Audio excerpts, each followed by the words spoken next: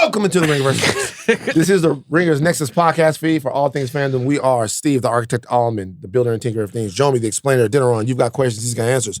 Old man Van, he of the receiving, researcher hairline. Coke baby Chuck, 24 karat closer. Together we are known as the Midnight Boys. We will be back right after this, guys.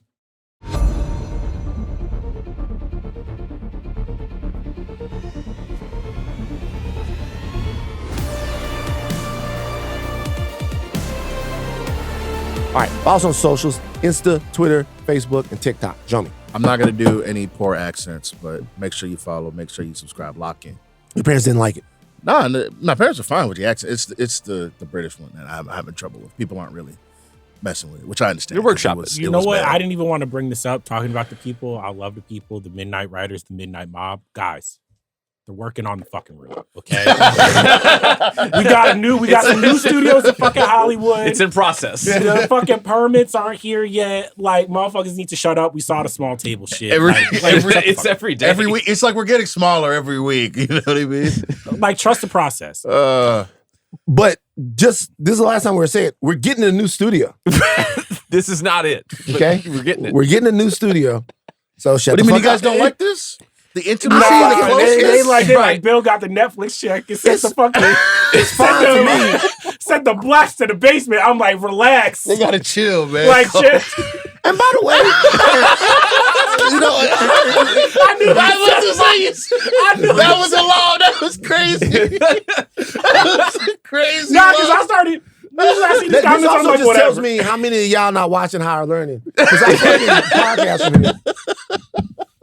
Also, and they go win, please. I gotta shoot our favorite white boy some bail. Ooh. We went to go watch the game at Steve's crib. He showed out. He really showed out. We've been giving him a lot. I learned a lot last time, so I'm not fucking up Pizzas, like that again. sugar-free Dr. Peppers. Yeah, man. Sugar-free. Drinks was flowing. And you know, if it's a Bears game, man, it was gonna be lit. It's gonna be crazy when Kayla made that throw. I'm we not all even went that crazy, mad. man. I'm not even that mad. That was we all went crazy. It was a good time. Where were you at? Yeah, what was you at, man? Got food poisoning. From where? I can't remember. Went to a couple of different places. These are places that I go. I don't want to shout these places out. I don't know. Which it wasn't place. all seasons. Now, let me say, I'm not saying I can't remember. I don't really know. 2 meals back to back. I had food poisoning. I had a really tough weekend as far as I was down, but then I was back up again. You know what I'm saying? That's what I did. Right. But Steve, I'm glad you can learn lessons. You guys, here's the deal. It's all about the conversation. It is. A lot of you guys are like, hey, whatever. You don't want to have a conversation, that's fine. It's all about the conversation. What you do after that is cool. Like, I get called at least 2 or 3 times a week by women in my life, and they say, you're a misogynist. And I say, okay, tell me why.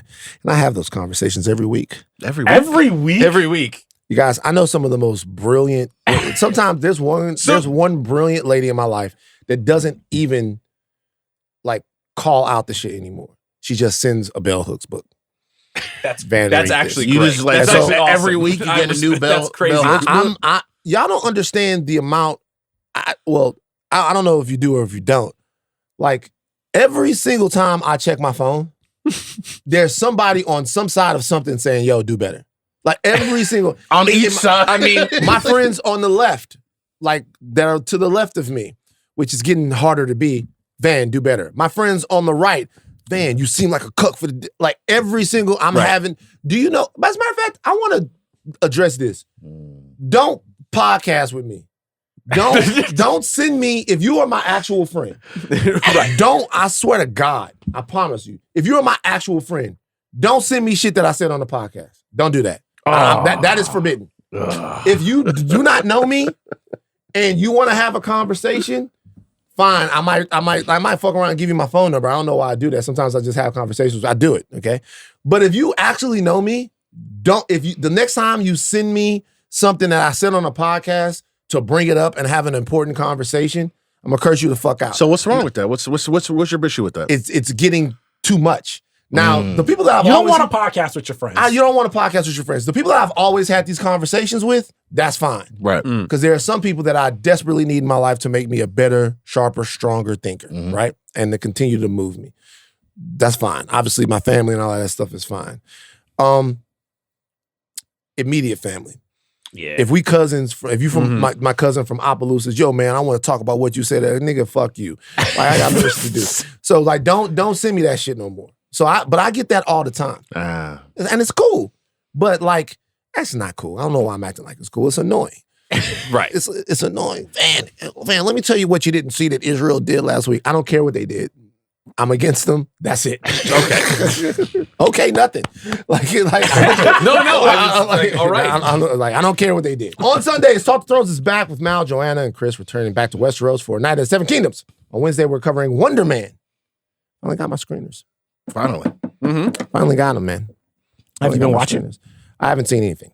On Thursday, Button Mash continues their coverage of Fallout Season 2, and goddammit, Ben Lindbergh is doing a great job. Love Ben Lindbergh.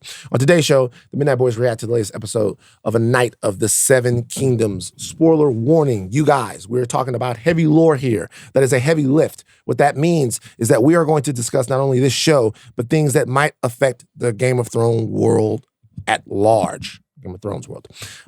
We're going to try not to ruin anything from that happens in the novella that could happen in this show. We're definitely not going to do that. We're also going to try to keep the spoilers of the overall Game of Thrones lore to a minimum so that you can explore it and get into it like Jomi and I have. Okay, Steve is not into it at all. He hates it. I'm spoil myself. But to this, Steve, spoiler warning. We're getting ready to talk about Night of the Seven Kingdoms. You're listening to a reaction podcast. The spoilers are coming. All right, gotta put you guys in the know. 30 minutes of TV. I loved it.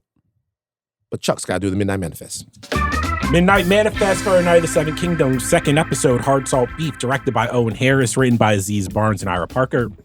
Throughout the second episode, we start to see more of Dunk's life with Sir Arlen up to his death, but in the present, Dunk is still searching for a knight or lord who will back his claim and thus let him enter the tourney. When the Targaryens come to town, Dunk sneaks into the fortress they're staying at. He learns that the prince's sons are missing, but he's inevitably caught.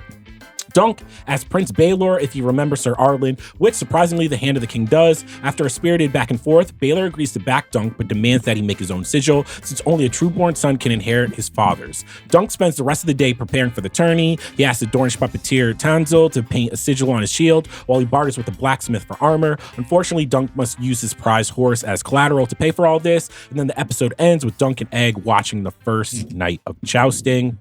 Start with you, Fan. Already said you loved it. How did Night of the Seven Kingdoms go down for you, second episode? Salt beef. Egg masterclass. Yeah. Egg Great masterclass. Egg masterclass. So a couple of scenes. Number one, Egg is on his way to being one of my favorite characters. When Dunk is talking to the puppet lady, Tanzil, yeah. Tanzil, he's talking to the puppet lady, and Dunk has stepped on it several times, and Egg is right there to make sure it doesn't go bad. He's like, "You're perfect size," and we don't know perfect size for what. Is he talking about perfect size for getting down? Perfect size for being this lady? I don't think he knows what he's saying. I thought was it like, because I was like, wait, how tall is she? Maybe he like Dunk likes him tall. You know what I'm saying? Well, no, he's a guy that she's not too tall for him because he's the tallest motherfucker around, right? So and Egg is like, he sees them, and it's kind of both ways. They're transfixed, but there's also a job to be done here. Yeah. You need her to paint the shield. So he's like, for puppets, and he's looking around. Very funny. Yes. Then, almost the very next scene. Is it the next scene where they're watching? Yeah, it's the next scene. Yeah, it's immediately after. And was that poorly handled? Like, was that poorly handled? He's talking about it, and Dunk says, they call me stupid. And Ed goes, and he goes, I'm a kid. You're supposed to give me lessons. Is there anything else you got? He's like, don't call me stupid. What do you want? Then wait, what does Egg also say? There was commonality. Yeah, commonality. Right? That particular scene I love because it's kind of like you out with your boys and you might have sold an interaction and like it's like, was that bad? It wasn't good, but you were in there. Yeah, you're in there, bro. Like, don't worry. We can keep it going. We was driving in Memphis, and Ian, I might have told this story already. And Ian was drunk. Y'all met Ian before, right? Yeah. So Ian was drunk. And we driving, And Ian says, yo, man, we had gone to this party. They were in there doing the bunny hop. It was the first time I seen the people do the bunny hop. I didn't know what they were doing. It was an electric slide, but they were jumping around. I'm like, what the fuck? And like the bunny hop was like, I guess it came from Louisiana, but I hadn't seen it yet, right? You know what I'm saying? Doing bunny hop. So we're up there, and Ian sees a couple girls, tells Gino to drive up, and Gino's like, Ian, you're drunk. I'm gonna drive up and I'm gonna get next to these girls, but don't fucking make a fool of us when I drive up and get next to these girls. Famous last words. Nope. Wait, were you doing a stop and drive, or were you doing like you rolling while they walk in? Nah, they're in a car. Oh. So we pulling up to them on some Suge fucking Tupac type shit. They don't know.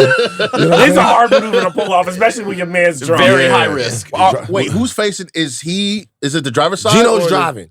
Ian is in the passenger side. I am behind Ian. Ryan's on the other side. Okay. Pull up to the girls. And Ian goes up and he goes, yo, were you just in that party?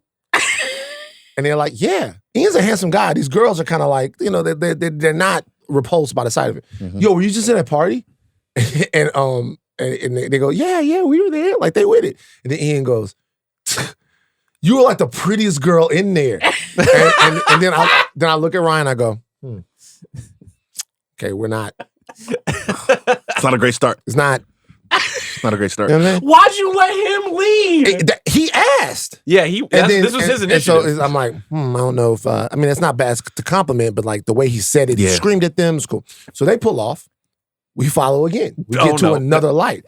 And Ian goes, yo, I'm under the influence. You know, the influence of alcohol. Gino slams on the gas. He's like, what? And Gino's like, bro, you're a fucking moron.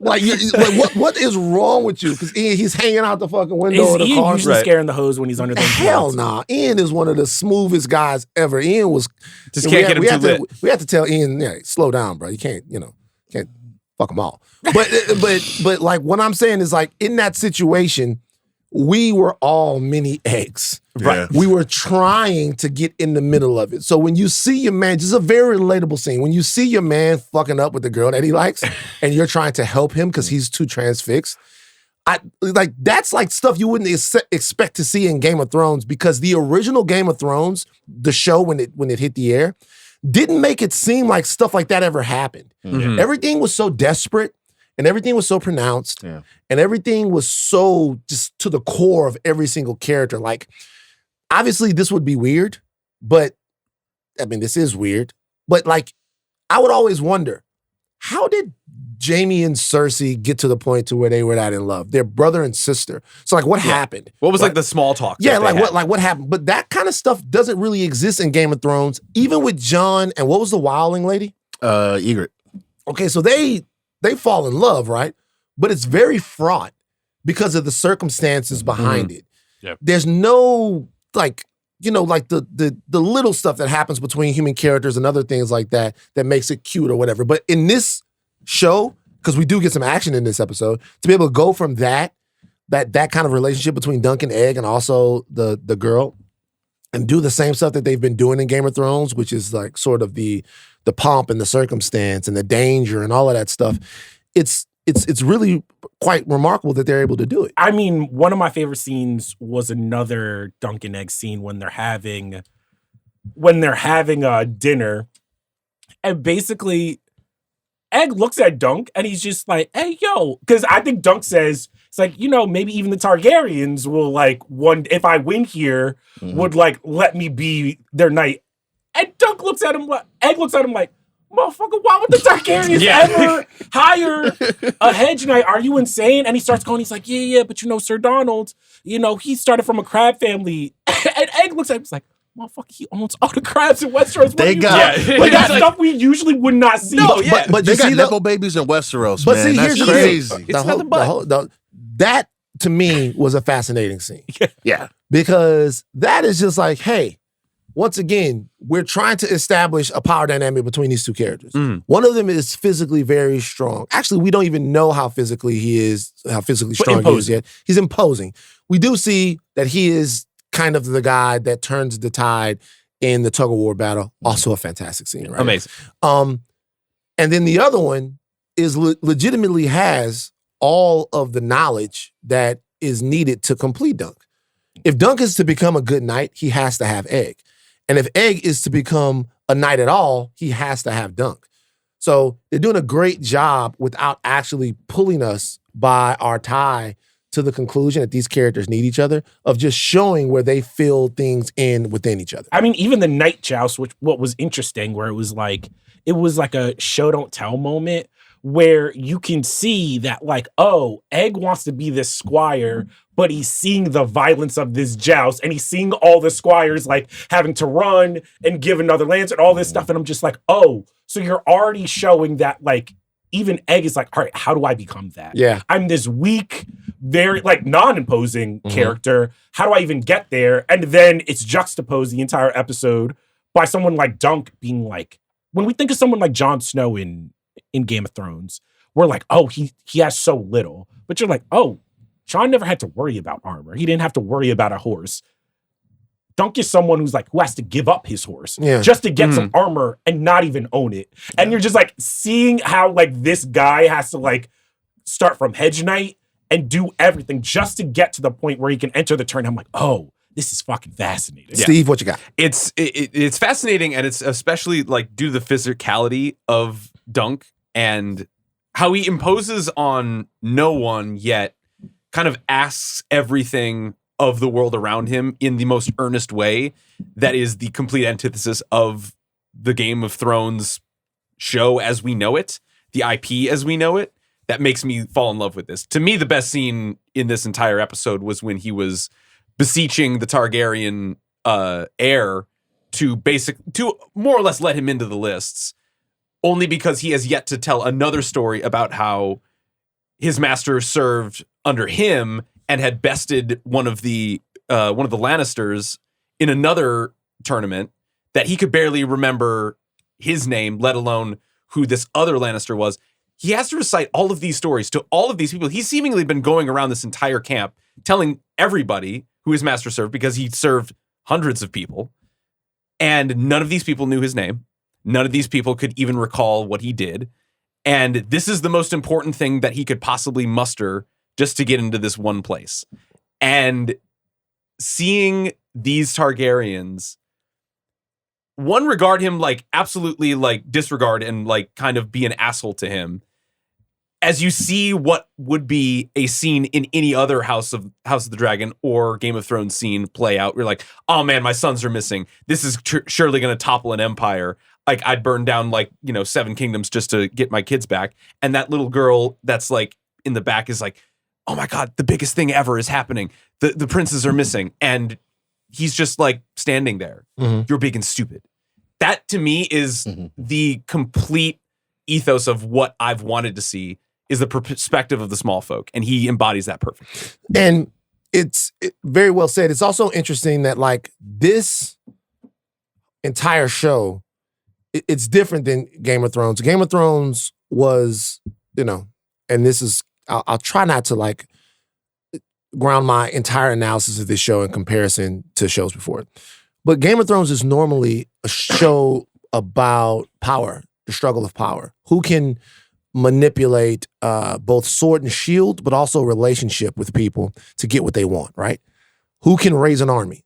You have to form an alliance so that you can raise an army, right? Who gets the gold? Who gets the gold? Which side of the Targaryen dynasty is going to win the Targaryen civil war by convincing others that their cause is just, right? It's power struggle.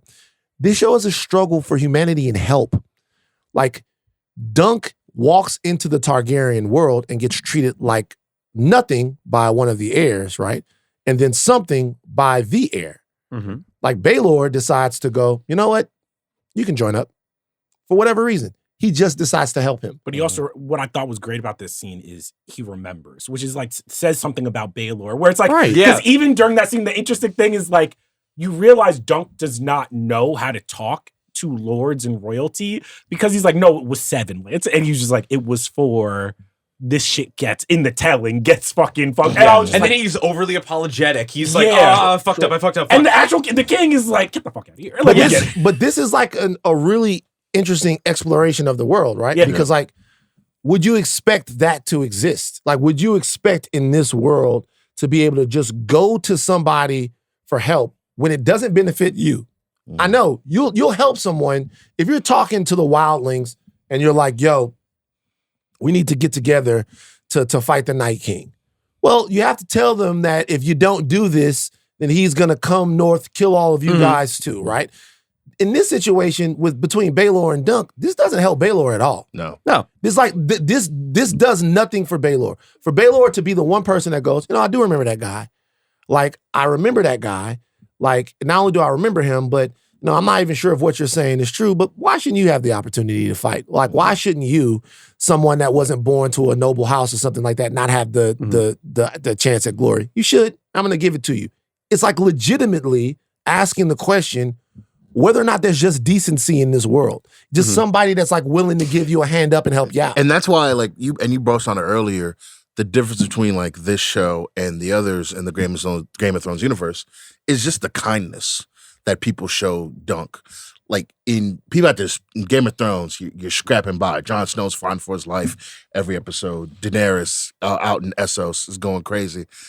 Dunk is like, he goes to the armor and he's like, yo, I ain't got 800, my man. He's like, all right, bro. Here's for 6. I can make something. Just give me the medal and like Crown I'll Prince. take it. Yeah. The Crown Prince is like, bro, I got you. You know what I And mean? he provokes that out of them.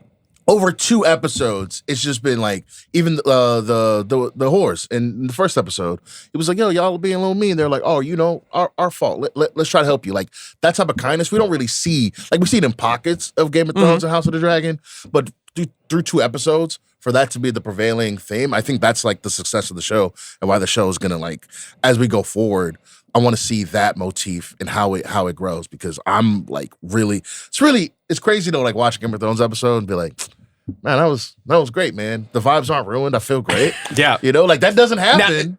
But how do you guys feel like they handled, this is the first show that we've gotten, it's only a second show, but it's the first show we've gotten where we've gotten some action. How do you guys feel like they handled the action in the show? I loved it. Yeah. Like, I actually, once again, something like the tug of war scene is not an action scene, but it says so much about the characters that it feels like a win. Same thing when it's like at the end of the episode when Dunk and Egg are having this moment where they're in awe of the joust, but it's also dawning on both of them how much farther they have to go in their journey.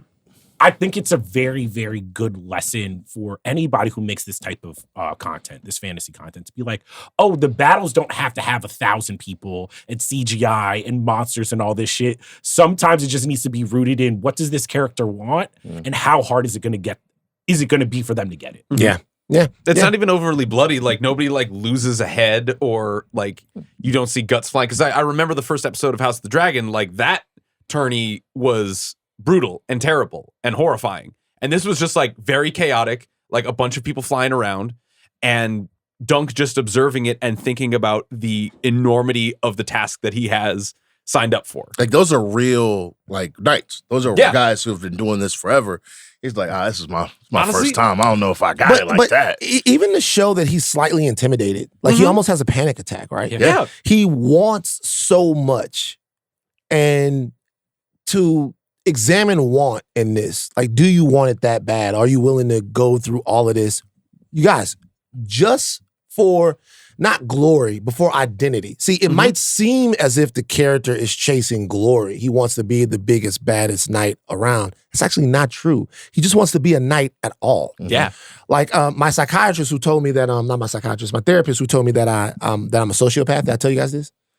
I heard this, yeah. What? My therapist told me I deal with some sociopathy. Okay. Yeah. So that's interesting. So Are you gonna elaborate on that, or? I told him that my main goal in life was to be a completely and totally authentic person. I don't care about like making $100 million movies or doing all that stuff. All I want to be is completely authentic, right? Okay. And be able to deal with whatever criticism comes from that. And he goes, well, how are you authentic? And I go, it's like sometimes when I'm in a situation, I know how to spin a yarn to glamour someone to get them to like me or have a positive interaction with me. He goes, oh, it's a little sociopathy there.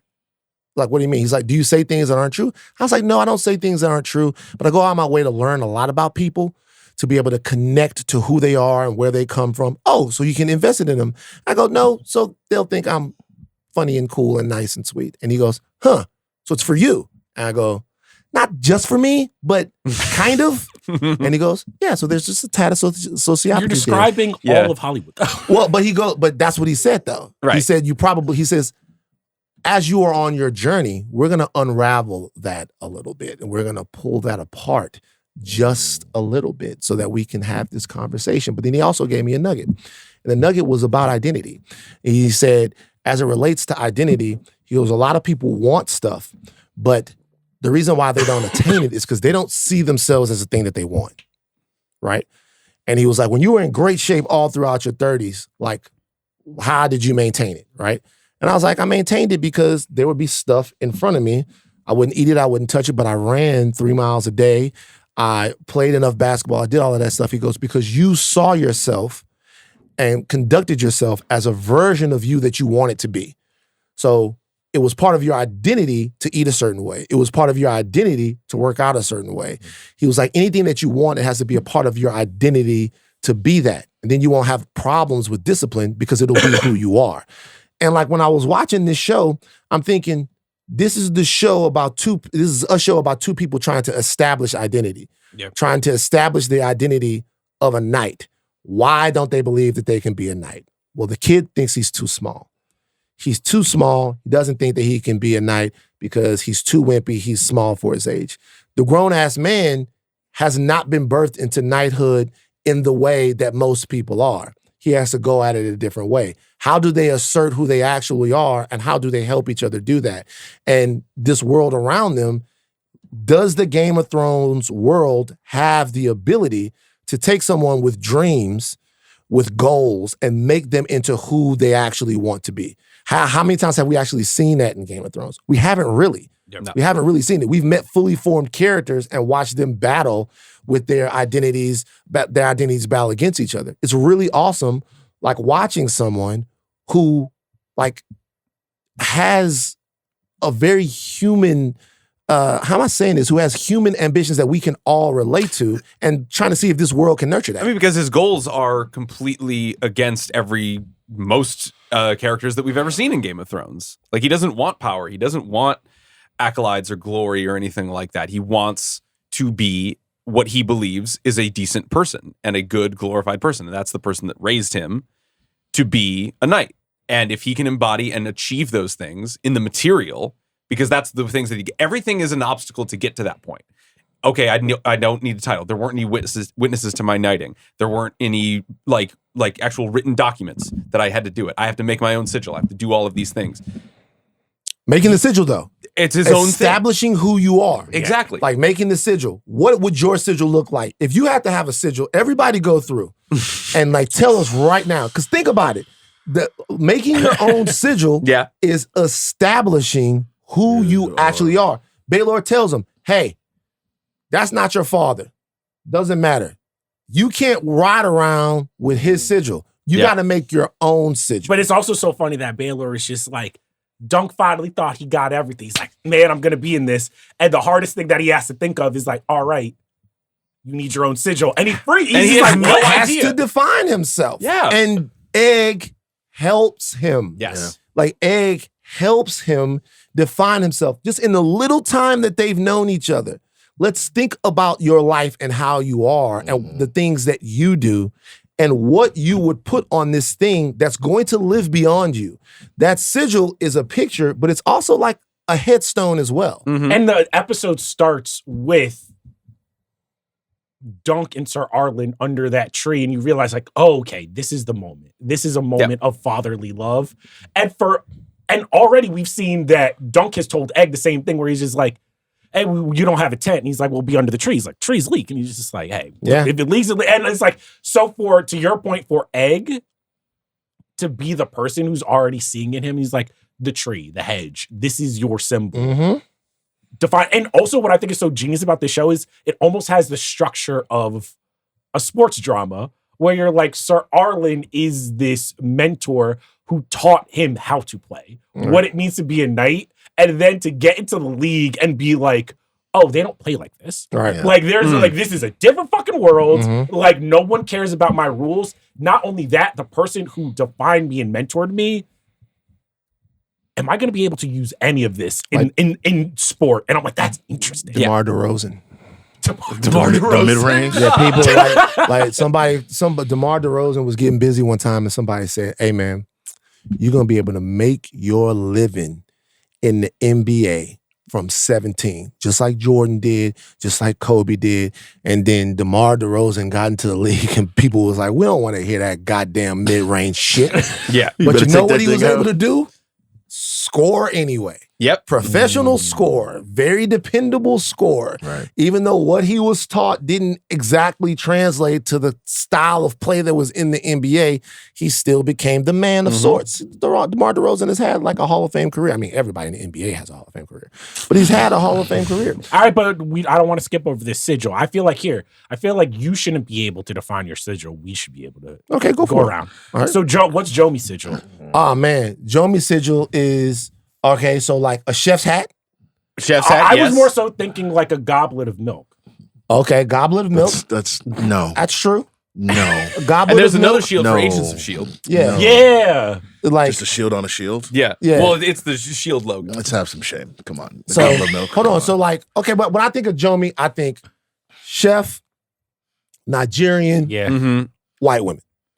Yeah. That can't be true. That's what I think. Wait, about. a fair white maiden with Right. a bowl of jollof. Okay. like Haley All right, this is what Steinfeld. we doing. Yes! Haley Steinfeld with the Steinfeld, jollof rice. cool. with a bowl of jollof rice. It's funny. Okay, This is funny. But This is good. but she's standing. Okay. She's in the Nigerian flag colors. But okay, but we We're don't gonna make the, we're gonna make this. but by we the don't way. make the Nigerian flag colors like the actual flag. We make like a. So what are the colors again?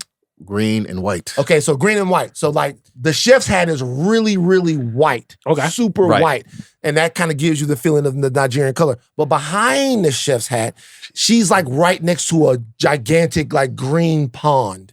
Yeah. And like, you know what I mean? She's like a fair maiden. So she's got the, and you get Right. the Nigerian coming from it. All right, what's in the sky for Jomi? What's in the sky? What's in the sky? Because you need something in the sky for the sigil. Oh, you're making this okay? Because I'm thinking of like a normal night sigil where it's like usually like 4 symbols. Nah, to we're doing it like exemplify. what we would put on Okay. Jomi's shield. What's in the sky for Jomi? Trying to think. Anybody can chime in. Aleya, anyone. I feel like Johnny, you Me? got an idea. No, For the, Oh, you know what? I just think his sky needs to be the color of Blue Lagoon. There okay. you go. Because I will always remember Yeah, there's a Jomi little takes star. The blue lagoon Double to the star. head. Yeah. The blue lagoon to the face at All his right, birthday Steve. party. Steve's, okay. need some fries there. Ooh, Fries, yeah. Fries. I think a bear. Shout out to Chicago Bears. A bear eating fries. A Bear eating bear, fries. but okay, but let's do this. Stealing. So How do we? there's a bear that's standing in a field. right. Okay. The field, the wheat of the field Is fries. is actually little fries. You can't Wow. really see it. Oh my God. And the bear has a Jordy LaForge glasses on. The Yes. bear has Oh. Jordy LaForge glasses I on. love this. And the bear then has a sword, Right. right? Does the bear have a black woman in his other arm? She's not white. So People have been debating for eons yeah, yes. what race of the woman was on the Ahlman sigil. yeah, Some say- Scientists couldn't agree on which it was. She's not white. She's not white. Right. She definitely not white. That's the one thing they could agree on. she not white. And like what's the last thing? Something that has to do with Selma. Oh, that's the lady of non-white origin. okay, Yeah. okay. yeah. Okay, so we got a We got bear, the bear, with we the got the Jordy fries. LaForge glasses. Yeah. Not exactly Jordy LaForge like the fries down there. Mhm. Like what else? Is there anything else? I feel like the bear being the House of Ahlman is a pretty strong. Yeah. That's Yeah. pretty strong right I like there. this. Oh, okay. One last thing. It's like snowing. It's winter in this. Oh, Oh, there you go. Winter. Yeah, it's Yeah. winter. It's It's cold winter. weather. It's cold weather, but the wheat is still growing. That's because it's fries. Mhm. It's Yeah. actually And fries. shall but It looks prevail. like wheat. And shall Wheat is prevail. fries. The wheat is fries. fries. Like that's I'm Steve's fucking with sigil. this. Yeah. Okay, Chuck. Chuck, I just see the Evangelion chair meme where he's just like crying in the chair. I don't know what How the do fuck we- that is. Yeah, What the fuck is that? Don't worry about it. What's Evan? He hasn't got. This is Evangeline Lilly. Yeah, Oh, Evangeline Lilly. yeah, Really sad in the chair. I wipe that shit out of my mind. that shit, man, look. Come on, man. Y'all, I'm gonna have to send y'all to my therapist. I can't believe y'all watching that show. Fuck that show. Fuck that show, bro. That show. You didn't even finish it. I didn't. I'm It's too not. sad. I'm not looking at that shit. That shit too sad. This is like my. You know how many times it took people to get me to watch Battlestar Galactica? Battlestar Galactica's fantastic. It's amazing, but it's so sad. That's a sad ass show. Man. I It's don't know sad, if I can yeah. fucking do it. Like, well, I'm watching that shit, and then we trying to take Denmark. I gotta choose one, like either Right. the reality or the shit. Okay, so I want some anime titties on my shield. anime titties on your shield. right. Okay. Oh, this is okay. So we got like. So there has to be Japan imagery. It basically looks It's basically like an anime. They got the cherry blossoms. It So basically looks like that one dude's car that you see at the gym where it's just like it's like a wrap with like anime stuff where you got Goku over the whole Nissan Ultra. So and it's Goku. Yeah. And, what's his name from It's just Jujutsu a wrap. Kaisen? Just what So it is. Like, we it's, got- it's an anime wrap. So we got It's Frieren. Yeah, so there's a Down. character. There's a character on there. So we're gonna put a knight on there, but the knight is dressed in like samurai type garb, right? right, yeah. The knight is dressed in samurai type garb. In the knight's hand is going to be a pencil that kind of looks like a sword. Okay. Sure. Because he's a writer. Okay. Right. And there's going to be a red sun behind this knight. All right. This is Japan. Right. What do you know about Japan? Like, what? When you think about Japan, what do you think of? I don't think Y'all don't, once again, you bro, gotta go, man. y'all don't want the answer to that You question. don't want that. You actually don't. The answer is JAV. No. Like you don't want the answer to that question. It's got to be a category. You're like that's got the greatest JAV is a different because But they you don't just, even but you just say they the don't- numbers. They don't You even just say have the names. numbers. They just got JAV numbers. 5674-B. Like you can't Yeah. even like they don't even have names. This is real gooning. Yeah, this is real. All right, no, man. Time for man. Okay. I got it's and like it's probably like LSU colors. That's not Probably, bad. right? Yeah. All Probably right, LSU colors. Gold. You got to have Louisiana on there. Yeah. I Right. think Bozeman should be a horse. Oh, But still look like both. Yeah. Like I'm on a horse that's like down And no sword, Right. lightsaber. lightsaber. No sword, lightsaber, Okay. and you've got a laptop. Is he carrying You've cutwaters? got a laptop. No. He's got a laptop in one hand and lotion in the other. Yeah. Right. Not lotion. No, I'm way past that. Wow, dry beaters. Okay. No. All right. Dry beaters. No. Steve knows. I'm way past that. I've already. Need a full timeout. I've already told you. What do you No lotion. He said no lotion. No. I didn't say no lubricant. I said no lotion. Okay. What lubricant are you using? 3 parts coconut oil, 1 part olive oil, slick solution. Okay, all right. So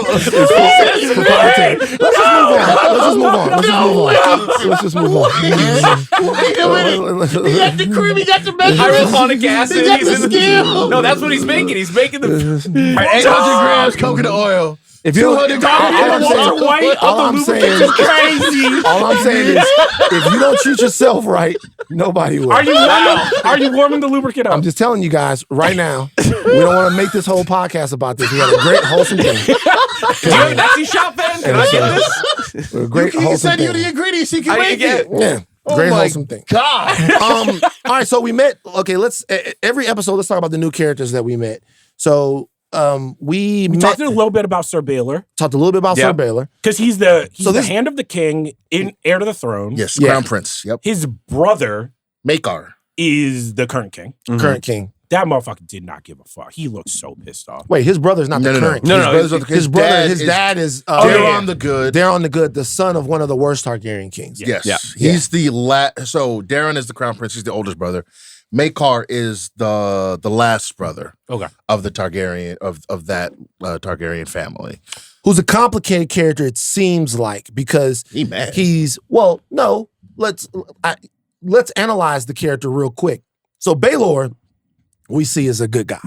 He seems to be very pragmatic, and he seems to care about the little guy. Which But he also seems cunning. He almost because like I don't know if I read him as good so much as when he's asked like, wait, why the fuck do you know all this? He's like, I'm making my job to learn everything about my enemies. I'm like, oh, okay, so he's smarter than everyone in this room. Well, you know what's interesting about that is that to me was to sell him to us as somebody who would be a good ruler.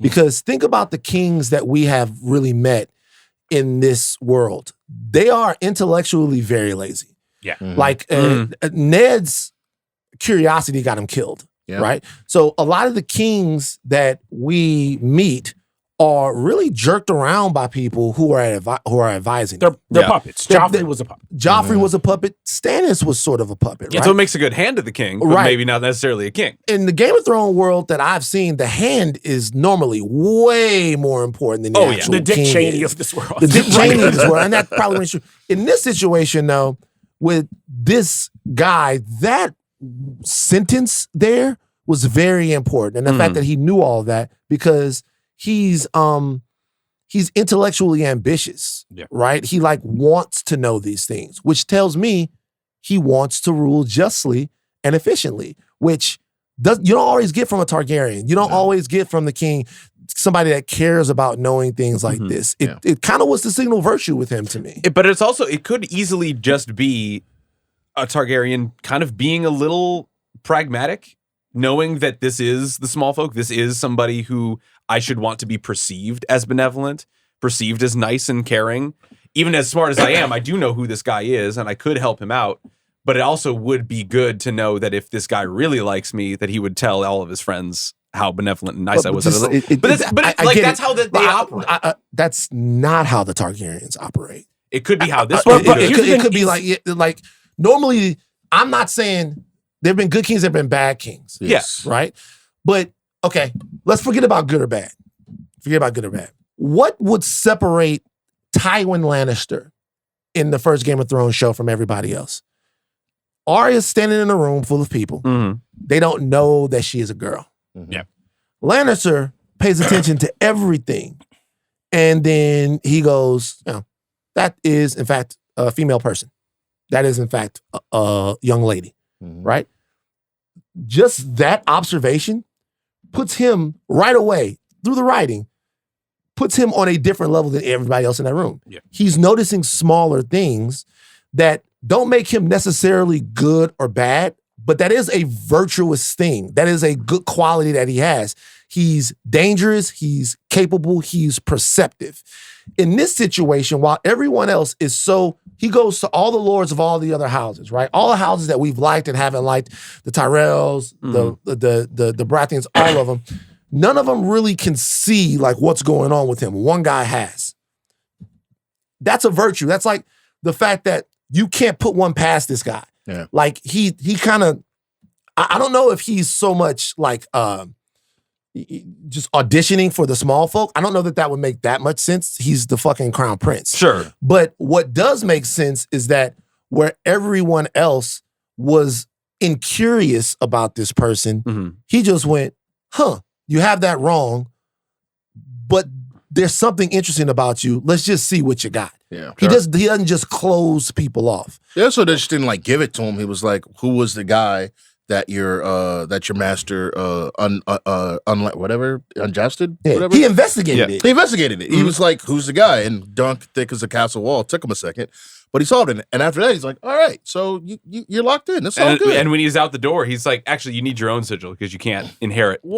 That's masters. I mean, it's I think it's common knowledge, but you didn't have to say that. But yeah, right. It's kindness, but I don't think it's malicious or backhanded. I think that was him saying you got to go out there and be your own person. Yeah. Right. If you're gonna do it the right way. If you're gonna do it, you got to go out there and be your own person. These are the rules. What I was saying about Maekar is that he comes across. There are 3 really funny scenes in this.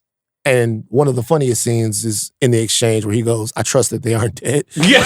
and Maekar goes, "What? Why would you say that?" You really don't know what to say. But he says he wants his son to be a better person. And that's a small line. He's in there, he's terse with everyone, he's short with everyone.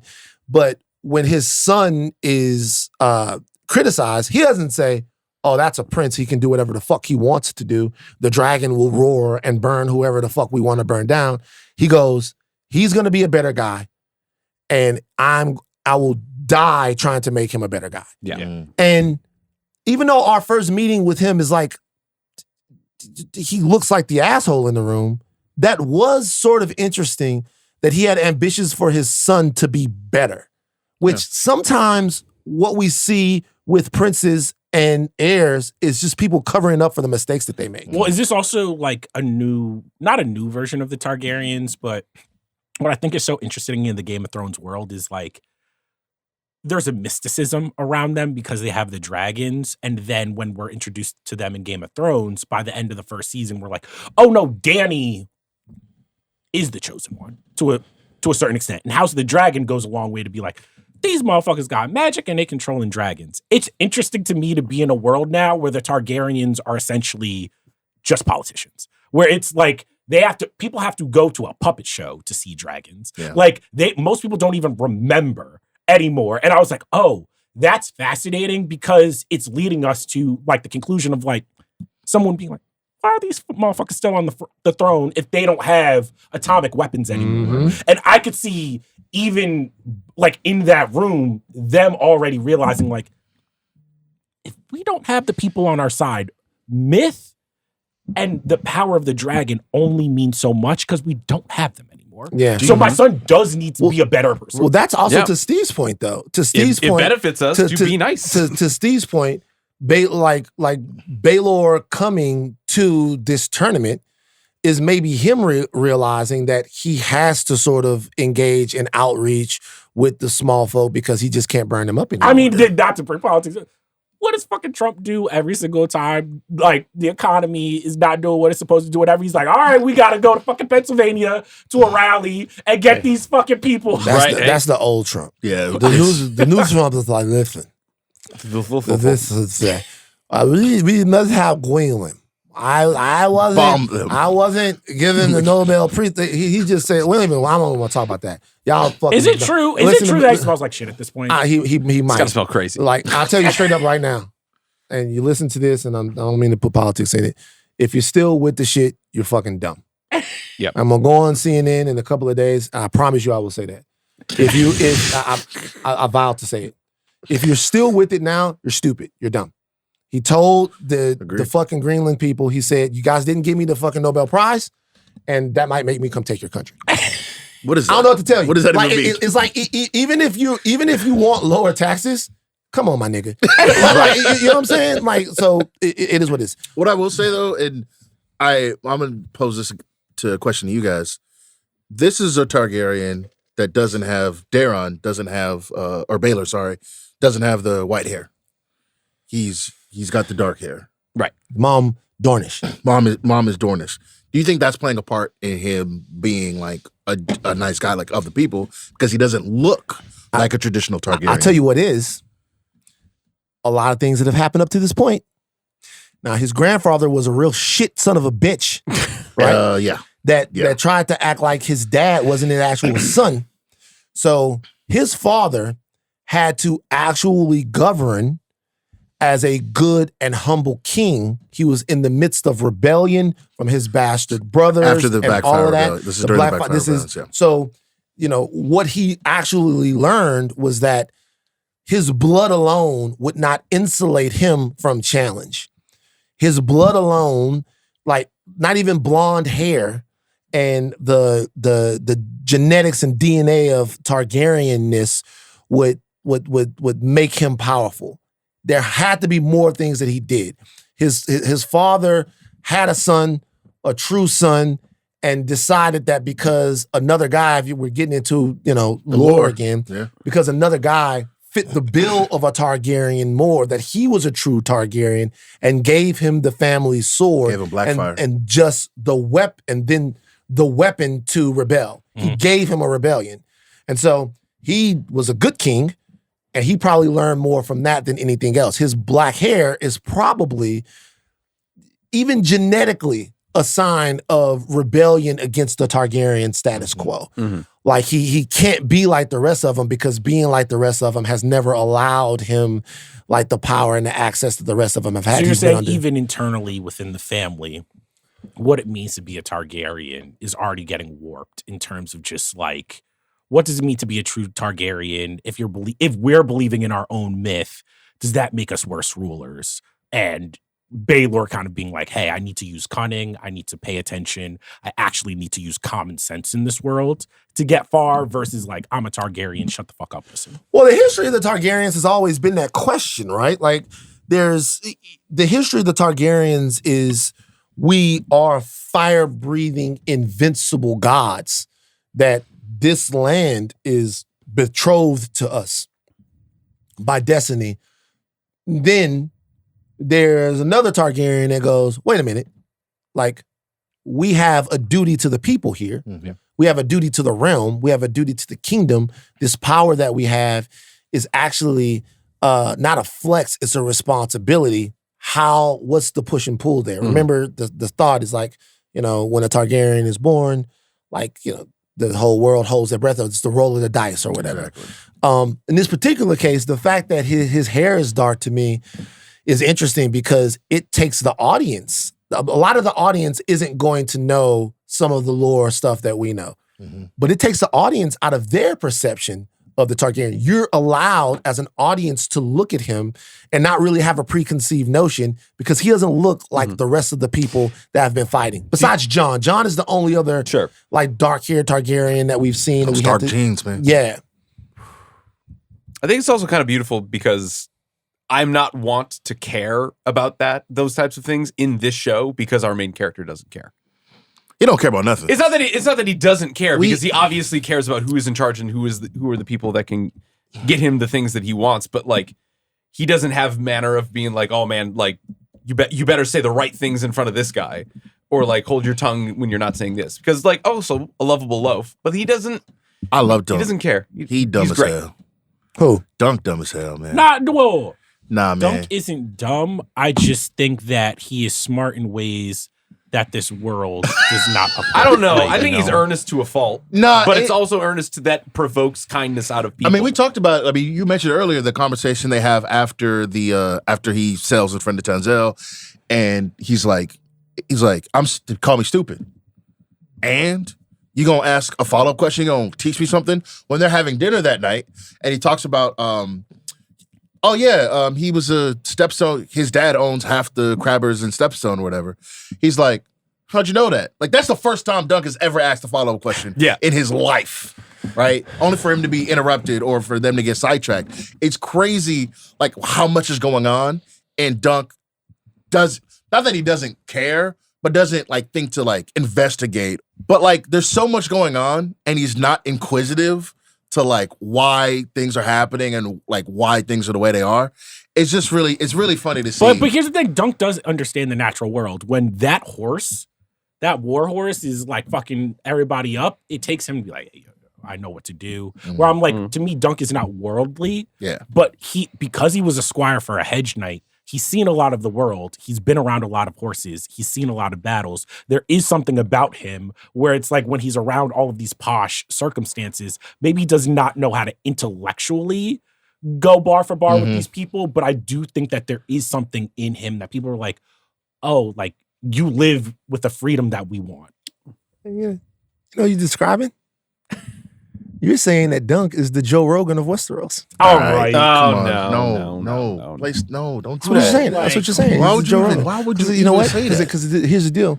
Like, you see Joe Rogan, and he's talking to people, and they're talking about, it's like aliens have built stars, and you got to go there, and the only way to stop the stars from exploding is to give all the power in the world to RG3 and Sam Altman, not RG3, RFK and Sam Altman and all of these people.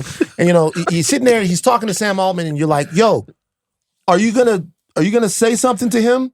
He just said that we should put chips in the blood of human beings, oh my God, and then make them into robots. Are you gonna push back? And Joe Rogan just goes, oh, it's an interesting idea. Think about it. Chips are awesome.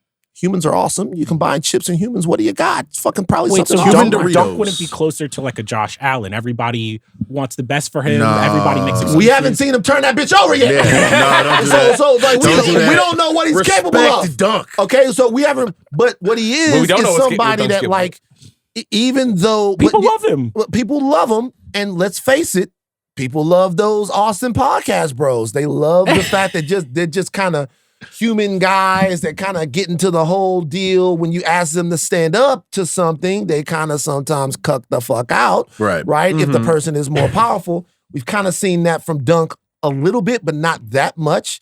But there's, and we don't ever want to talk about this, but people admire powerful people. But as far as people that they want to hang around with and be around and really love, they're almost never powerful. No. They're almost people that they're always people that they can see the humanity and just frailty and just somebody that you feel like you can talk to. Speaking of people with terrible morals and making videos, you guys seen Danica Patrick's YouTube channel lately? What are we doing? No. What happened? I know that she's That's something not that you great. would see before us. I was in the office with Kai yesterday, Oh, so and for whatever reason, like he brought it up. Just scroll.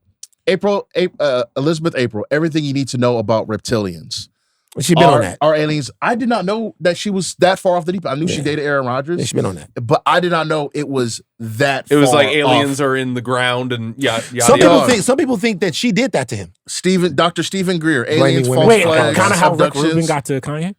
Yeah. I think that's what it is, bro. Just like, if you just, for a second, don't watch no videos, don't give her no money, but just scroll through the titles. Why do we It's give a fuck insane. about what Danica Patrick says though? For real? Because at one point, she was a normal human being who couldn't like race for real, but it was like, oh, Danica Patrick was out there doing NASCAR. It's nice and cute. So what is and then you Pot like about? wake up like 10 years later, it's like, oh, actually, this is insane. This is why you do got to watch out who you let into the friend group, because it's like one person who's really into conspiracy theories, and that shit just like. I'm into like a fucking conspiracy virus. theories. I'm into the ones that are good though. What are the ones that are good? I mean, just like the Kennedy assassination, King assassination, conspiracy theories. I mean, they are conspiracy. The problem with conspiracy theories, though, like a lot of it is like silly conjecture. I don't believe in a lot of them. I think I spent a lot of time on Wikipedia. I don't think I think Kennedy, it was Lee Harvey Oswald. I think Can I ask you guys a question? What? Before are any of you familiar with the Church Committee? No. All right, before you say that you don't believe in any conspiracy theories. Oh my God. No, you should be allowed to. I don't believe it. So No, that no, should be get your allowed shit off. to Get your anyone. shit off. Dan, get your shit off. Before you say you don't believe in any conspiracy theories, Okay. I want you to familiarize yourself with the Church Committee hearings. This was a senator in the 70s. Right. This happened. This happened. Right. This was a senator in the 70s who sought to declassify a lot of things that were classified and then bring CIA and other people to bear to talk about some of the stuff that they were doing Yes. in the 60s. Okay. And in the Church Committee hearings, this is one of the things that, like, if it was me, if I had my own high school, this is one of the things I would make sure people knew about. They essentially talk about all of the shit, or not all of the shit, but a lot of the shit that the CIA was doing. They talked about fucking heart attack guns. They talk about all kinds of stuff that the CIA was a gun that hits you and makes you fucking have a heart attack. They talked about all of the stuff that the CIA was trying to do and all like MK Ultra stuff, all this type of shit. And they're talking about it and they have to testify. And a lot of the shit that they're admitting to is shit that you would not believe unless they were under oath to testify that it was true. Look it up right now. You guys think that look it up. Church, okay. I think we're getting real dangerous here. Church, I think we're getting real- how are we being dangerous? This was a Senate subcommittee hearing. Hold on. Look. We were talking Nothing to about do Dunk with- and Egg for a second. Nothing to do with nothing. Look. The Church Committee, a U.S. Senate Select Committee in 1975 that investigated abuses by the Central Intelligence Agency, the National Security Agency, and the FBI. Look, revelations of the committee include Operation MK Ultra, which involved drugging of U.S. citizens as part of human experimentation on mind control. COINTELPRO. Right. That's the fucking, look, taking down the goddamn Black what is Panthers. that? All of this stuff. Operation Mockingbird. Do you know what this is? What does that have to do with Early into the MLK Cold or War, JFK like, or what it has to do with- 9/11? What do you mean? Well, you haven't read it, so you don't know what it has to do with it. So it's like what I'm telling you is like before you haven't gotten into it. Project Shamrock, a program in which the major telecommunications companies shared their traffic with the NSA and officially confirmed the existence of signals intelligence agencies for the first Is it time. still a conspiracy when it's out and revealed? No, it's a conspiracy because you guys won't go fucking do your research on it. So I could talk here about the goddamn Church Committee and fucking guys look like it's an X-Files episode. Wait, You so haven't who read killed this shit. JFK? Huh? Who killed JFK? Probably aliens. Magneto, maybe. Mine was like It was definitely mine was like Magneto. I'm not sure how much recycling is really doing. That was Well, mine. that's not That a was- conspiracy. man. Recycling doesn't do anything. I was trying to spit at this girl one time, man. She was real How you spin bad. on her? That's the type of shit you All into? right, Mr. Lube, let's not go there. Stop it. Jomi, This guy. That's disgusting. I was really trying to get at her, and she was like, "Do you believe in conspiracy?" And I was like, yeah, I got my little thing over here.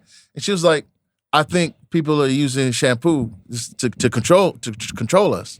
What? And I was like, was she white?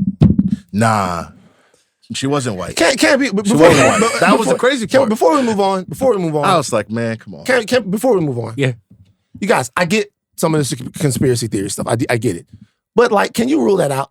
Okay, like, I'm just Rule what out? okay. When somebody comes to you with something like that, do you hear them out?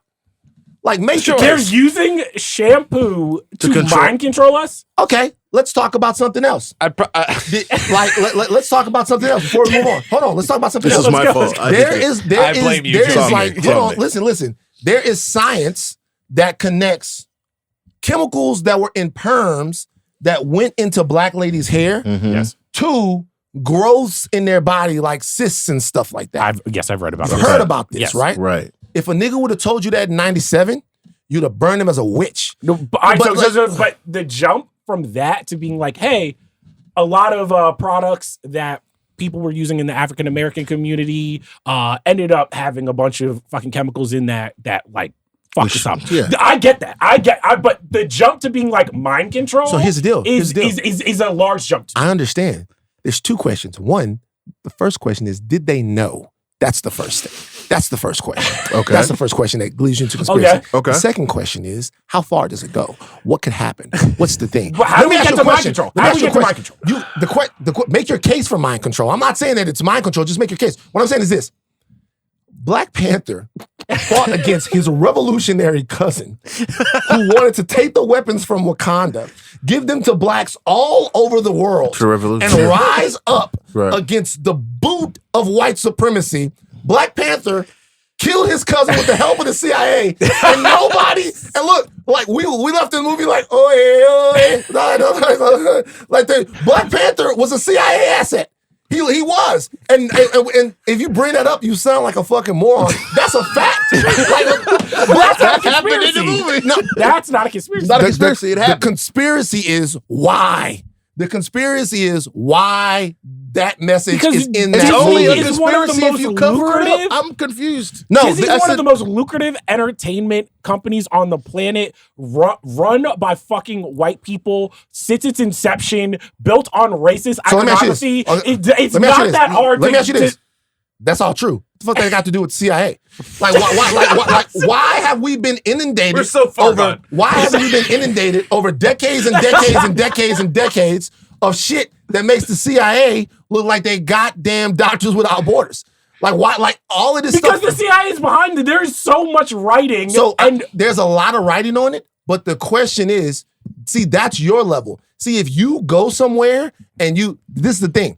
So maybe your level of conspiracy stops at like fucking mind controlling the shampoo, right? But to a lot of people right now, you saying that Disney could possibly be working with the CIA to like incept messages into us, they will look at you like a shampoo motherfucker. The thing Marvel literally has to work with the fucking military industrial complex anybody to get does. All that shit in their movies. You think it just stops there? But can I ask you? Nigga, I don't. I'm the church committee nigga. So this is just our little like fun personal flair that we bring to the conversation. So what I'm saying is, there's a lot of conspiracy theories and a lot of stuff that off the bat you listen to it and you go, probably not, right? Probably not. But I do hear it out, and if it's easily disprovable, like ivermectin or some shit like that, there's science on it. You can go look at the science and all of that stuff like that. You go look at the science, right? It's right there. I'm not gonna believe something when the science tells me no, but when they deny me knowledge, I will investigate. And all I will say is where it stops for me is I'm just like, hey, yo, niggas, like, how much work do you think the CIA is doing to control black people through their shampoo? I feel like there would have to be a couple more steps. Like, to me, if we wanted to control the black community, you go to BET. You like. But why would you stop though? Why would you stop? You know, Van you Fury go is to the the type record of- labels. Crack. But why would you stop though? Why wouldn't you cover all your bases? Because that is Everybody- way easier than being like, we're gonna make a Nah, fake it depends shampoo on what you can do. company. Van, Occam's Depends on what you razor. can do. It's just It the depends on what you simplest do. solution. You guys, Operation Mongoose. I want you guys to look it up. Stop. We gotta stop. Okay, We gotta stop. Hold on. We have to stop. It's a I don't secret wanna hear program about against Operation Cuba that Mongoose. aimed to remove the Cuban government from power. I'm just letting you guys know all this stuff was happening. Some of this stuff was in Miami. There were terrorist actions that were run against American unearthed, citizens. like, Operation Mongoose. It's a 18 Wikipedia YouTube page videos. for this. Like you can go in. It's Operation Mongoose. Look it up. Some of this stuff was extrajudicial action taken against American citizens on American soil in South Florida. My You deserve algorithm to is know. fucked now. My phone heard You all of deserve this. to know. 60. All right, man. You're not 1960. serious. Hey, you want to know John why F. we can Kennedy. end this? You're not This serious. is why Bill Simmons put us in the basement. That's why we got put in the basement. Because I'm trying to talk to you. Talk to the people. Next I'm week, trying I to come talk back to with you. foil hats. I'm trying to talk to Jesus y'all, man. Christ. Trying to talk to y'all. I'm trying to tell y'all that some of this Are we stuff. excited for Dunkin' Egg Episode 3? Hell Night of the Seven yeah. Kingdoms. Yes. I know it's not called Dunkin' Egg, but Hell Is there yeah. anything that the show could do to like blow this lead? Yeah, of course. Like it could kind of lose its North Star. Mm-hmm. What it really could do was fall into some of the patterns of old Game of Thrones stuff. Yeah. If there at some point was, a little cold feet in the writer's room and they're like, you know what, there are not enough beheadings, there's not enough killings, there's not enough fucking. Like, there's not a lot of sex in this. I mean, No. we didn't talk about the fact that the Knight, huge dick. the biggest Huge cockwagon we've seen in a second. Okay. Crazy. What do you think? Like Dr. Manhattan level cockwagon there? Remember when he when he Yeah. pulled I think his shit out? he think he he's- beats Manhattan. You think he's like mixing coconut oil and olive oil? Bean it?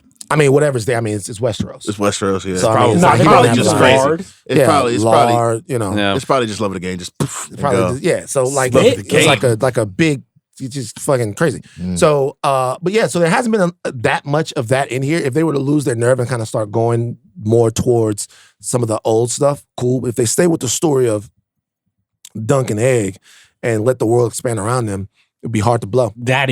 That's the Like the duo. That's the team. That's emotionally every single. And this is why I think it's such a great show after 2 episodes. Is like when you have such a solid foundation to work from in Dunkin' Egg, it's hard to mess up because I'm just like, we just need to love them, want them to succeed, feel bad for them when they don't. And after 2 episodes, I'm like, I wouldn't be surprised if this is one of my favorite shows, not just in our realm, but just of the year, based on what. But it's only Dunkin' Egg. Like we got a little bit of Lionel Baratheon again, Well, and it was We great. didn't even I talk love about this guy, man. Like he hey yo, I need bodies. Come Yeah. through. And for him to like leave them there, Get a go get a drink. drink, come back, like amazing. We get some more of him, some more of Daron. Like I'm like you said, like the thesis of the show is Dunkin' Egg and their growth and their journeys, but they've also created like these fun characters on the side that if we spend some time with them too, it doesn't change the feeling. It's still great. Yeah. There's a fundamental understanding of these two characters that we have that I think that if the world changes Dunk too much, I would bump up against a lot. If this makes him even remotely cynical, if this makes him at all remotely pessimistic, I don't think that I'd rock with that. Is that the because Warren? this- You looking at the Warren Commission? No, it's the Church Commission. I'm listening to fucking the podcast. all right, let's wrap. I love you, Dunk. You're Don't already change. in fucking conspiracy corner. It's not over there. conspiracy corner. All of We this are shit good- happened. I'm Right. just telling you For guys. viewers, they're we're no gonna get like longer- 3 No. text The messages. point in the of a group chat. conspiracy is that they hid it from you, and you Man. have to prove its existence. That's what the church committee did. We're not And what arguing and what- and this. what- and what I'm saying is that if I would have told you in 1970 it was a gun they could hit you with and the shit would make you have cardiac issues, you might have been like, oh, you making that up. You can't do Yeah, that, but when daddy, motherfuckers daddy. trying to tell me 5G is controlling their fucking brain waves, that's on, when I'm a man. little bit But like. see, then you just look into the science. Like, that's dumb, right? You look at, like, you... We can't like, get you, back like, here. Hold on. You look into the science and you go, I looked into it. And guess what? It's not true. It's not a true thing. That never happened. Yes. There's all kinds of stuff that can happen from, like, different waves and shit like that, but that wasn't one of them. You looked into it. You think they got conspiracies in Westeros? Like they see Harrenhal and they're like, Dragonfire can't melt stone buildings. Yeah. It was know? an inside job. It was an inside job. Hey. Lord Harren did that himself. Hey, we gotta go. Listen to me. All right. Okay, you really gotta go. All right, we gotta go. On Sundays, Talk to Thrones is back with Mal, Joanna, and Chris returning back to Westeros for a Night of the Seven Kingdoms. I'm going to say this. We love our coworkers. Yeah. And we are a family here. Mhm. And when one of the people that we love here hurts, we hurt. Yeah. And we've taken some hits over the last year. We've had some things that have happened to some of our people personally, and it's been a source of pain and concern for us all. Yeah. So I'm not gonna get too deep into people's like business. I know that it was posted on social media, so a lot of people know that Mallory experienced a tragedy. And the tragedy that she experienced, it was almost like I experienced it too. Mhm. So, condolences, hearts, prayers, hugs, love, well wishes to Mallory and Adam. Yeah. And to see her be able to perform, to be able to entertain you guys, to be able to still pour herself into her work, into her output with how she's covering stuff, but also with the way she is, helping people and guiding people here. It's remarkable. And I just want to say I love her. One of the best in the biz and one of the best people in the biz. Absolutely. Yeah. Love Love you, you, man. man. On Wednesday, we're covering Wonder Man. On Thursday, Button Mash continues with their coverage of Fallout Season 2. Our producers today are Aleya Zenieris, Jade, Whaley, Jomi Adeniran on socials, # shampoo Jomi Control. Guys, let's lock in. Okay, let's go back to school. I want to How hear about more. that? Who's the person that told you the I'm shampoo thing? I'm not putting her name out there, but it Well, was. I put her on a group text. On a group text, We're gonna Was she bad? dude. Nah, Dude. come on. I would have been like, hey, yo. You take That's that what hit. I'd have been like, hey man, let me tell you something. Let me You're tell you like, what I oh, can do. That's my problem though, because it'd be the baddest women. They'd be like Nah, Nah, they wrong be- with the they fat be ass like- and they be some like- conspiracy theories. Come on. vaccines. Shrug, and I'm like, God, come on, what are we doing? Well, but see, just before we go. So just before we go, I can't get past. I'm I'm sorry. obviously ridiculously pro-vaccine. Vaccines eradicated smallpox. There's no real scientific debate to be had about the efficacy of vaccines So then why are we talking about it? because that could have led you to a deeper connection with her. What you should have said was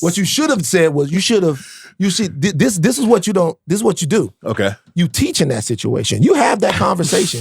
You say, hey, let me hear everything you got to say about vaccines. Then you tell her about Edward Jenner. You tell her about 500 people that have died, that lives have been saved, that died from smallpox, lives have been saved. You have the conversation to where you show her And they say, that I'm under the Jomi influence. knows. Then not only do you deliver one out of the darkness, Right, which is right, great, have right. the conversation, but also, you know what you establish? I'm the man. And you know what? I've been on top of this shit. And you're correct. I'm not that woke. I don't really do in deal in stupidity. So frankly, if someone's like, "Hey man, That's this tough. actual You're factual not trying things. to teach. That's the I'm problem. not trying to That's teach. not trying to teach. I'm not trying to Not trying to teach. teach. I'm not trying to teach That's what grown they. people You know things what? they should know. That's what they did So- to us. Yeah. They're like, get out of our. You trying to country. hoard knowledge. I'm Yeah. not trying to hoard knowledge. You grown. You should know better. Okay, that's fine. Just let you know, every time you do that, somebody votes for Trump, and then y'all go, why did y'all do You that? try to shame. You try to You shame. try to like, our yeah. sister instead of trying to teach. Can't That's wait. crazy. Hey, bring her on the podcast. We'll talk to her. You All right, can't. it's like we'll send her to the Zoolander School for kids who don't read good. Additional production.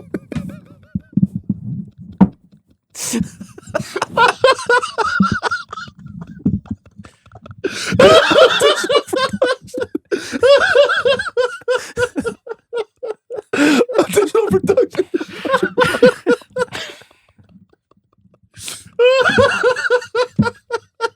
Chuck, take us out.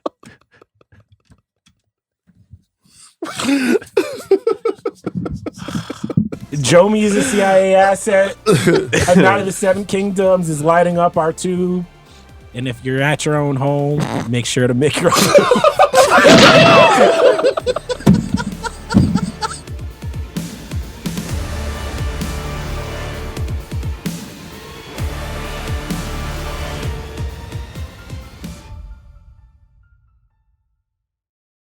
All right, Okay. and the last thing that I have to bring up, I feel like you're denying the people, Van. What? I've been on Twitter, still just like searching whatever. Mm-hmm. People are asking for your top 100 porn stars. You need to. The people need the list, bro. They need the list. That's the list you actually The people need the list, dog. I mean, I guess what's the right forum for the list? What do you mean? What do you mean the right form? Just top 100. Now I can't do it on the Substack. Why not? Podcast. The Substack. If we do it, I have to do it here. We should do it. So I'm gonna tell you straight up, like now you guys are asking me to do this, but you don't want to do it. Arjuna's freaking out. Wait, I would do it with you. If I do it, this is the only place I can do it. I'll tell you why. Why? Can't do it on Tailgate because I'm just being honest with you. Tailgate is fucking fantastic, but Tailgate's on some puritanical shit. We had a very, very popular and noteworthy actress that I was scheduled to come on Tailgate, and I got pushback for it. What? Wait, who was the actress? What did you know? Think about the teams that were in the. Oh, no. Okay, so we had somebody I've known for a long time that's like a very nice person, and by the way, that wasn't like dying to come on. Right. This wasn't. So this was a favor that I had asked for, right? And then it kind of gets run up the flagpole, and it comes back to me. We're not sure we can do that. That's fine. Okay, whatever. So there's some tyrants over there. To me, trying to do stuff. I know how to break a show, baby. Right. Yeah, you do. I know how to break a show. That would have went crazy, man. That would have went fucking nuts. Yes, it would. Okay? And I took it personally that you kind of, it was like, You can't pod scare. the homie for you. Can't pod scare. I would have loved to So see can't do it on higher learning. That's That would never be going to so happen. funny. Wait, why can't you do it on her? You could the absolutely do it on the higher learning. audience calls me creepy Uncle Van and the whole nine. We Right. can't do it on higher learning, okay? I can't do it on the rewatchables, okay? It's not going to happen. The place that I have the freedom to do that, Hell yeah. to have that conversation. We gotta about invite the robe nigga. though. Like Devontae Yaps, a fucking legend. Love him. I would love to. The place that I could do that is here. Hell the yeah. question is the audience here going to be okay with it, and is Arjuna going to be okay? So with it? this is It's my gotta be the pitch. whiteboard. Because Arjuna, Yeah. To me, the Ringerverse is the nexus of fandom. what the fuck I'm talking. It- What's it's got porn- more no fans? fandom. Fandom is porn not fandom. Like I don't understand what the big deal There's is. cons. There was a con. There was a couple of. I was tempted to go, but like there's cons. It's a different type of fandom. But it is fandom. So wait, if we're doing a top 100, is it top 100 of all time? Are we doing like 21st century? So like, this is the way I would, if I was going to do a top 100. Okay. And this is all post credits, obviously. If I was going to do a top 100, this is the way I would do the top 100. I would break it down in decades, and I would start probably in the 80s. I might be leaving out some people from the set. I would break it down into decades, right? Right. Are you going to do like the NBA did, like the first top 50, where they would just take 10 players from each decade? Maybe, but if you're doing 100, there's a boom that happens in the 80s. Okay. And then there's a glamorization that happens in the 90s, and then there's a reset that happens there's in the the 2000s. VHS boom, Okay. there's the internet boom. So you're going from film, then you're going to the 80s, and then you're going to the 90s where people like Jenna Jameson got mainstreamed in terms of their celebrity a little bit, right? And then in the 2000s, when the internet comes in and places like, Bang Bros, Brazzers, all of that stuff starts to come in too, it kind of changes the whole thing. And you want to do that, but that also increases the amount of stars and people that are in this. So my question is, what is in your top 100? Like, what are you judging? Is it fame? Is it performance? Is it daring? Is it just like Industry impact? Longevity? Yeah. Okay, so this would be the way I would. Obviously, there's a physical. Okay, Of course. Sure. okay. Yeah. But then part of this is going to be about, when you're talking about the top. Part of this is going to be about like pop culture knowledge, like who can the average person name? Sure. Like who's Who's a household name? exemplifies this stuff, right? Then there's just performance. This is where it's going to get uncomfortable for people. Okay, You're gonna have to watch a lot of film. This is, I've already watched it, brother. Like this is where it's going to be uncomfortable for people. And then after that, you're talking about like bankability, the same thing you would like, use to determine any type of star. The reason I think that this needs to How be many a panel, box covers have you been on? But it needs to be a panel to me, because it's like, as a black man, you might be more interested in the ass, but then like a white gentleman might be like, you know what? Titties ruled from like basically the 70s. Well, let me tell you something. See what you're doing right now? To the 90s. I gotta say something. Here's the deal. Another part of this that's going to make people uncomfortable is you're going to have a conversation about the fellas that have contributed to That's this also as well. true. I was thinking Okay. about that. What about You the think I'm men? gonna have this conversation and not bring up Lexington Steele, Peter North, John Holmes? Besides what happened in Wonderland, all of this people like this that were like Ron Jeremy, people like this that were around. Now you'd also have to talk about. Let's move off this. Okay, okay. That's all post credits. It's a bit of a All right. minefield now.